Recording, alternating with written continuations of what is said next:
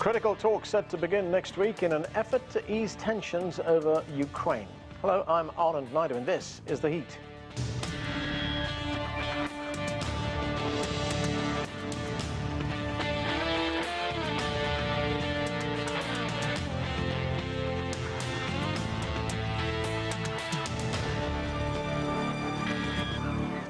After weeks of tension between Russia and the United States, officials from both countries will meet in Geneva on Monday for security talks.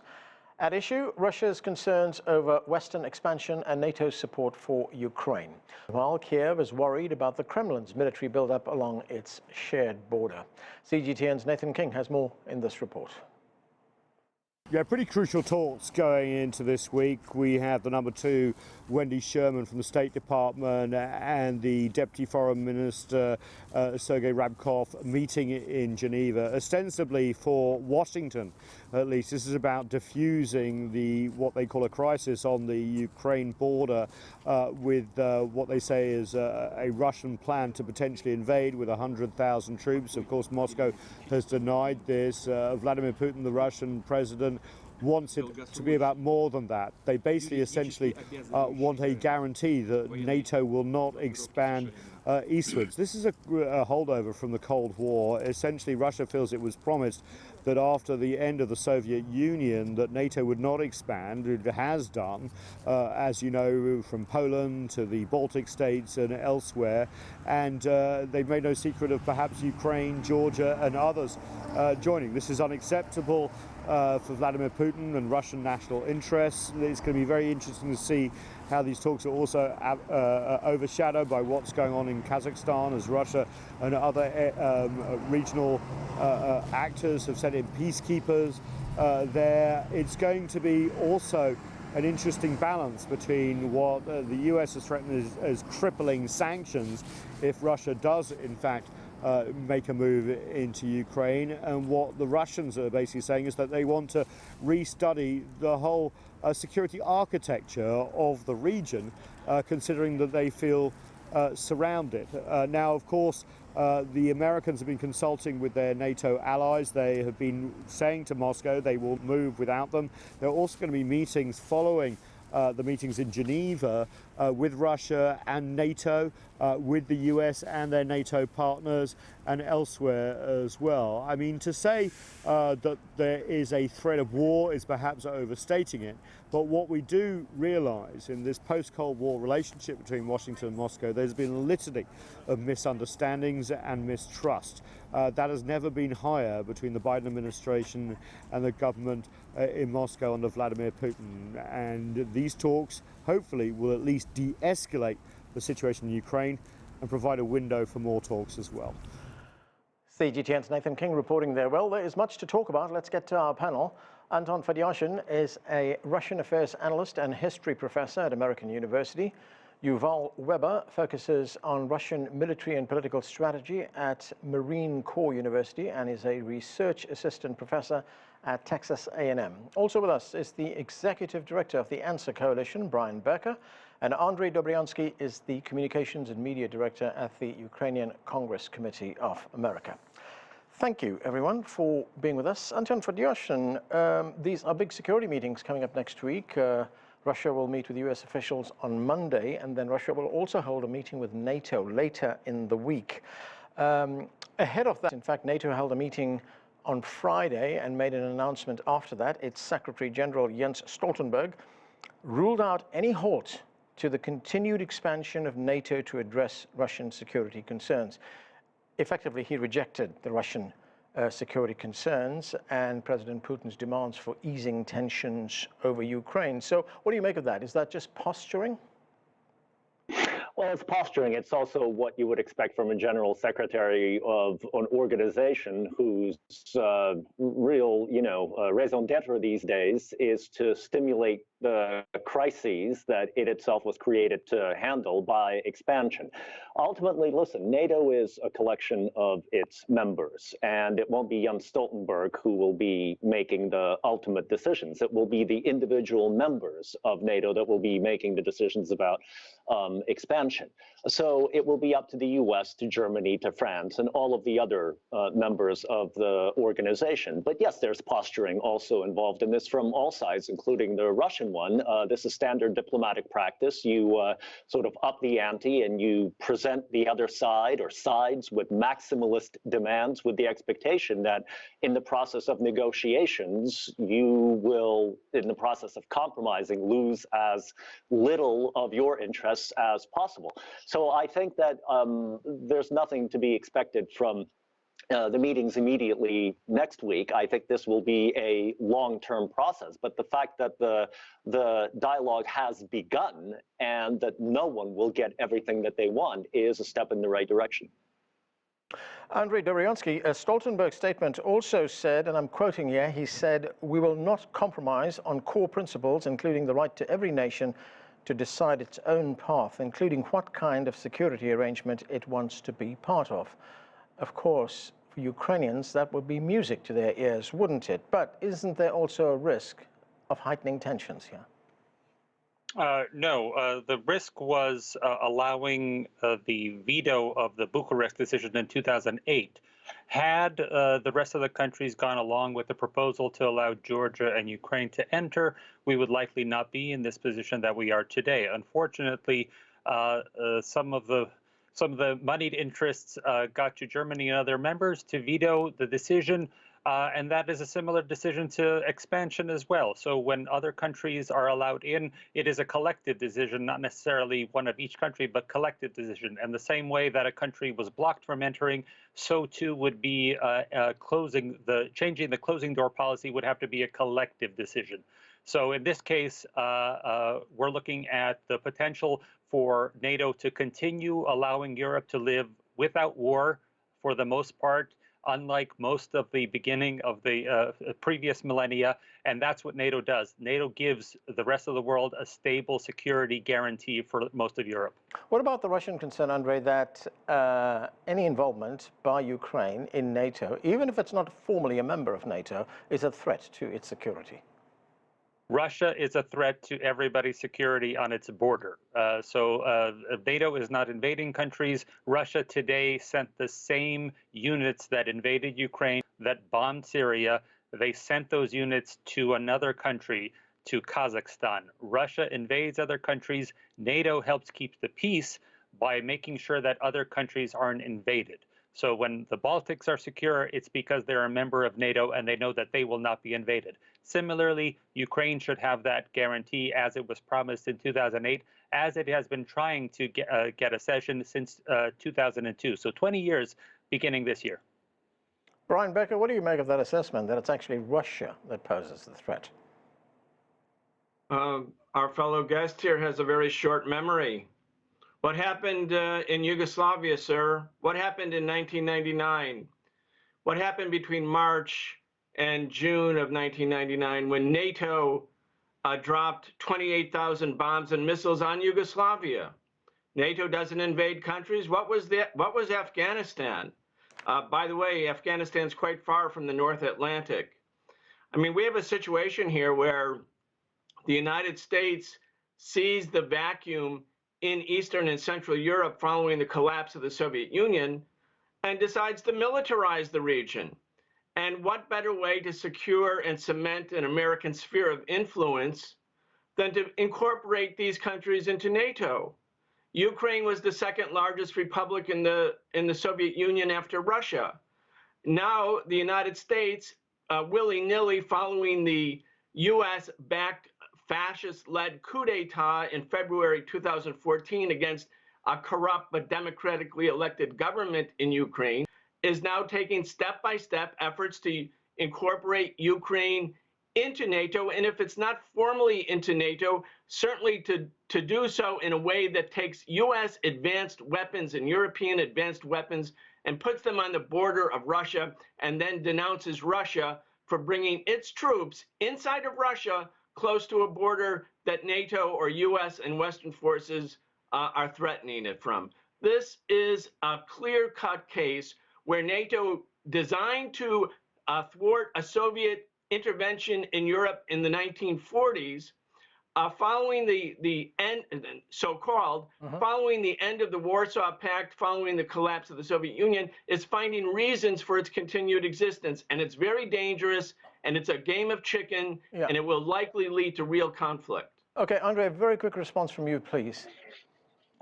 I don't know what version of history is being recalled, but it's important for everybody to understand that since the forming of NATO so many years ago, we have had a stable and secure Europe. No more advancing armies from one side of the continent to the other. It has brought an unimaginable amount of peace, which has allowed for the economies of those countries to flourish in a way that was previously unimaginable. Okay. If we continue this process throughout the world, this is the way collective security is better for all of us. Right. Yuval Weber, Russia has laid out its objectives for the meetings that are going to be taking place next week. Here is the Russian Foreign Ministry spokesperson, Maria Zakharova. I can report that on January 10th in Geneva, we plan to hold interministerial delegation talks between the U.S. and Russia. During the talks, we will seek firm legal guarantees of Russia's security from the U.S. side, namely that NATO will not move eastwards and that weapons systems threatening Russia will not be deployed near our borders. Now, Yuval, of course, we know that it is the sovereign right of every country to engage with whomsoever they want to. That's what sovereignty means. But that's just in theory, isn't it? We know from the Cuban Missile Crisis, for example, that that's how the real world works. So doesn't Moscow have valid concerns? So, I mean, so that is, in fact, Russia's general point of view, is that sovereignty is only something that great powers have, that only Russia has it, only United States, only China has it. And that everyone else is just some sort of pawn. And so in that way, the way that the Russians view Ukraine and the way they view sort of Europe writ large is that they used to have a buffer zone against the West, against NATO, and that since the conclusion of the Cold War, it can't be that all of these countries in between themselves and the core members of NATO have independent security interests. I think the guest who's representing Ukrainian interests was articulating one view, and the guest articulating just anti-war principle was articulating the opposite view. But in each one of these countries, they all went through the legal process that NATO has in order to become part of it. And so where the Russians are really sort of having their chief grievance is that they're trying to turn back time. And although it's, you know, seemingly ancient history, the Russians and NATO, in fact, signed two different treaties in the 1990s, Russia and the other powers of Europe. And in 1990, the treaty was basically about what to do with East Germany now that East and West Germany were reunifying. And the agreement happened then that NATO would go to the rest of Germany, so that all of Germany would be under basically NATO security policy. Right. The idea being there that German security, which had caused 2 world wars, didn't need to cause a third one. And so the real difference between the US and Soviet sides at that point was because the treaty only covered one country, Germany, it didn't explicitly prohibit further expansion as what the Russians thought, and it didn't explicitly permit or prohibit from the different sides. And so by the time the 1997 treaty between Russia and NATO came about, the Russians tried to insert a veto for themselves into that. That didn't work out. And so those are the things that Russia wants to have revoked in order to feel secure in terms of its security interests. Right, Yuval, on the point of expansion, I mean, yes, there was no formal agreement that NATO would expand eastwards, save to incorporate East Germany into a unified Germany. But there was a verbal agreement, wasn't there, that NATO would not expand eastwards to incorporate some of those countries that were former allies of the Soviet Union. But Bill Clinton changed all that by allowing these countries to become members of NATO, and that is what Russia fears right now, that is going to continue. So this has been one of probably the hottest diplomatic history questions of the last number of years. So what we do know in terms of the historical record is that James Baker, then the U.S. Secretary of State, threw it out as an idea. The then Soviets, Mikhail Gorbachev. Didn't James Baker also say not 1 inch eastwards? So at that time, he did say it, but it wasn't written down. And that, in essence, is the core diplomatic dispute, is whether that verbal assurance had the legal effect, which Baker then most assuredly tried to walk back. I'm sorry, what agreements are we talking about? With which country? No, this was a meeting that was held after the end of the Cold War, the fall of the Soviet Union. No. You're referring to the fall of East Germany. Right. This is an agreement you're referring to with the Soviet Union. Right. And you're saying that somehow the Russian Federation has claim to this union? I'm not understanding. Was the Russian Federation from it? Please drop this. I mean, the Soviet Union and its allies constituted the Warsaw Pact countries. At that time, when the Soviet Union was dissolved and the Warsaw Pact was dissolved, there was an agreement by James Baker representing the leadership of the NATO alliance that NATO would not expand east. And since that time, every year has seen a further expansion of NATO east. Yeah, that's the truth. That's the reality. You might pretend that Russia and the Soviet Union have no connection to each other, but that, of course, flies in the face of what everyone knows to be the truth about the history of NATO and the Warsaw Pact. Okay, Anton Fedyashin, United States and European officials say the reason for these heightened tensions between Russia and the Ukraine is so that Russia can get security guarantees and establish what it would like, which is a sphere of influence that would be recognized by others in the world, especially the West. I mean, is there anything to that? Well, look, a sphere of influence is when a country has enormous potential to determine the fate of states that are on its borders, or even within its hemisphere, as Americans very well know from the legacy of the Monroe Doctrine. What the Russians are suggesting about Ukraine is actually neutral status, which takes off the table their right to determine the fate of Ukraine, but it also keeps NATO away from the Russian border. This isn't so much a sphere of influence as it is a mutual agreement. Finland had one after the end of the Second World War. So did Austria from 1955 on. So that's one side of the issue. The second side of the issue is that the Russians have offered a mutually acceptable recalibration, even renegotiation of a collective security agreement. And this is not the first time they're doing it. They did it under Dmitry Medvedev when he was president back in 2008, and that proposal was dismissed. They had done it in the 1990s, but no one listened at the time, and Russia was really a wreck. The whole post-Soviet space was. So the question here is whether the West wants to look at the Russian proposal as a mutually convenient way to begin to reorganize Eurasian security, or if it continues to think of Western Eurasian security in terms of a zero-sum game. And I guess we'll be finding out over the next weeks and months how this is going to play out. Let me just emphasize the fact that these talks are not going to produce immediate results. And we know this from history. The Soviet Union and the US carried on talks about disarmament and many other issues for years on end.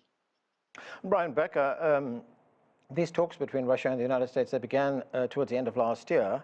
At the time, this is how US President Biden summarized the position. Let's listen to what he had to say. Made it clear to President Putin that if he makes any more moves and goes into Ukraine, we will have severe sanctions. We will increase our presence in Europe with our NATO allies, and it will be a heavy price to pay for it. He laid out some of his concerns about NATO and the United States and Europe, and we laid out ours, and we said we began to negotiate some of those issues, but I made it clear that they only could work if, in fact, he de-escalated, not escalated the situation. So, Brian, tough language there from President Biden, but he's also giving himself some room to negotiate, isn't he? Yes, and I think Biden's tough talk against Russia must be understood as mainly aimed at a domestic audience. I mean, the American political climate in the last few years, in the last 7 or 8 years, has become so vitriolic and so openly hostile to Russia and to China. And in fact, there's a consensus position adopted by the Pentagon prioritizing preparation for major power conflict in the coming period. In that political atmosphere, if Biden wants to have any sort of negotiated settlement or a way back, stepping back from the precipice with Russia, he also has to show the American political audience that he's a very tough guy and he means business. And so I think that if Biden wants to de-escalate the situation, unfortunately, the closed and very narrow political climate in America about what's tolerable in terms of political discourse requires him to sound like a bulldog against the Russians. Of course, the proof is in the pudding. What real position will the U.S. take? And does Biden even have any latitude or any real latitude to de-escalate, given the fact that the hostility to Russia and to China is now incentivizing a new round of weapons production and the gargantuan U.S. military budget, even greater than what Biden asked for this last time around. So this is the political sort of atmosphere in America, unfortunately. Yuval Weber, I want to get your view on something that Anton was talking about a moment ago, and that is what the Russians are looking for. I mean, we talk about this dispute over Ukraine, but it looks like from those proposals that we saw the Russians table shortly after those initial meetings in December, that the Russians are looking for something a lot more. In fact, in the words of the New York Times, they're looking for a sweeping new security deal with NATO, which would end NATO expansion. I mean, do you see a more comprehensive security pact coming out of this with Russia? And as our guest pointed out, it's not something that's going to be happening next week. It's going to take a long time. So sure, Maximum, in terms of the post-Cold War security architecture that we've been discussing, that is the core thing that Russia wants to revise. And what they're basically saying when you boil it all down is they're willing to go to war with Ukraine in order to demonstrate that they need, that they mean business and that they want basically the Cold War period to come to an end. And that's really what is being discussed here. They realize that Ukraine is not inside of NATO. And they realize that Ukraine is not going into NATO at literally any point in the near future or even in the far future. One of NATO's requirements for membership is that it cannot have any territorial disputes. Now, Crimea, which Ukraine claims as its own territory, they say that the Russians have annexed it. The Russians say that, you know, it wasn't annexation, but it just came in as part of its own free will. So long as Crimea is recognized by Russia as part of Russia and it's not giving it back, Ukraine's not getting into NATO.